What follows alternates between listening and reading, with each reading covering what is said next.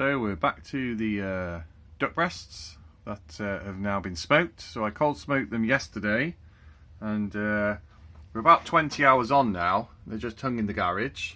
So the temperature's between 10 and 19 degrees. We've got a humidity of about 55% to 45%. It's a little bit low on the humidity, and you can see you're getting a little bit of a dryness there in the skin now. Can you see that? The dryness. They're soft in the middle, so these will dry pretty quick.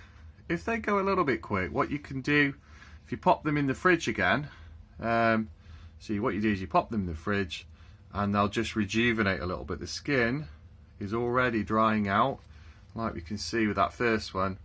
There was a little bit of weeping, there's a little bit of fluid there coming out. That's absolutely normal, and when I sniff them, you've got a really sort of nice smoky smell. There we go, they're just in the workshop.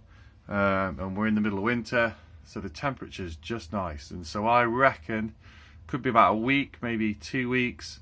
After about a week I might need to just put them in the fridge for a little bit just to soften, and then we're looking for about, maybe, you know, the typical rule is maybe lose about 20%, 25% moisture, should be good.